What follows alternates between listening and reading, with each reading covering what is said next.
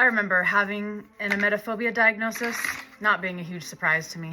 At the end of May in 2025, when life had gotten just that bad, it wasn't hard to know what to Google to get help. The fear of vomiting.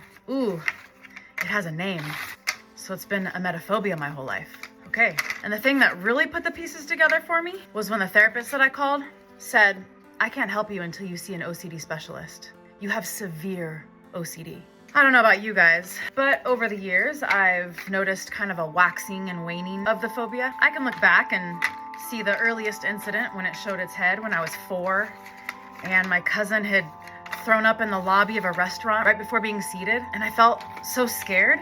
And I remember saying, Mommy, that won't happen to me, right? And then that night when I went into my parents' room and got sick into my shirt, I felt so alone and scared. And that's when I knew, see, it could happen to me. I was terrified. It didn't help that I was shown Monty Python, The Meaning of Life at that age, where Mr. Creosote, the man who comes and eats everything, large fella, he gets sick all over the restaurant, explodes in fact. And that really reinforced that fear, the one of getting sick in a restaurant. A fear that persisted even up to just a couple months ago. But the waxing and waning was when the phobia kind of morphed into other obsessions. The first other obsession were ticks and chiggers under my skin, probably a story I had heard. And then of course the question was, will that happen to me? I had a friend with leukemia. She had to get a surgery done and get a colostomy bag, and her surgery and her new life just seemed so scary to me. And then of course I asked, is this gonna happen to me? My dog had worms, and I remember seeing him defecate on the bushes, pure spaghetti, and it felt really terrifying.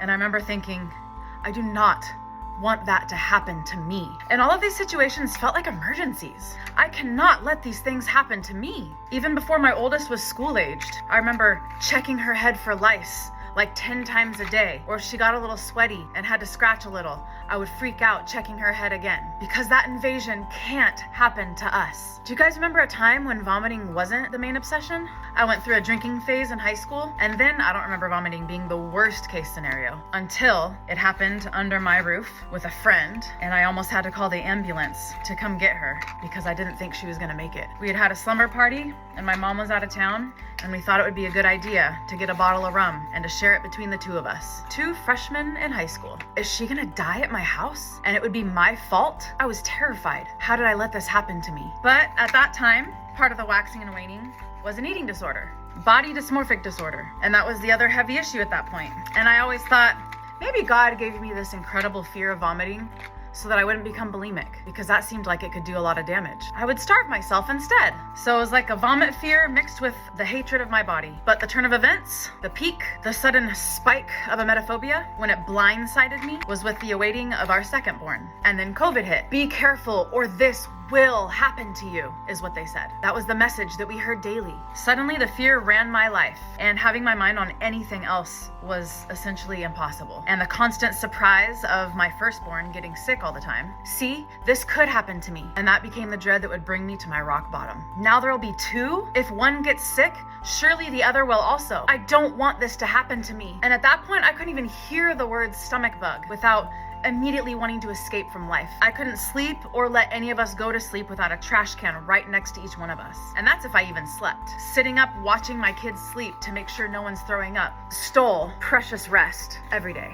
And with no rest, obviously, coping became impossible. I couldn't cope with seeing my daughter thirstier than normal, or if she wasn't as hungry as she normally was. Oh no, is she sick? I couldn't hear that a virus was going around. Oh no, is it gonna happen to us? My nail-biting daughter felt like a threat. Family members' food poisoning haunted me. Dirty hands, dirty shoes, contaminated clothing, crowded places, a tummy rumble, a soft poop, everything became a threat. And it all screamed so loudly in my brain. I found myself often bursting out of the house when my husband would get home just to try to escape the voices, opening my phone, but not finding anyone that I could possibly talk to because no one understands. I had no one to call. No one's gonna get it. This is too obscure. This is too embarrassing. This is too weird. I'm a bad mother who can't take care of her kids. I'm a bad wife who's a burden on her husband. I'm a crazy mom who's gonna need a straitjacket. May of 2025, I dropped my daughter off at preschool, and in the span of a few minutes, I heard the words stomach bug and out sick several times. And then I heard my mind explode. That's it.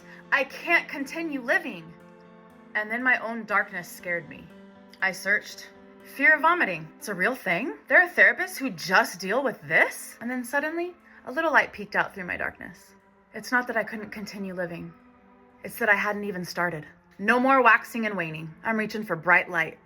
A full moon is on the horizon.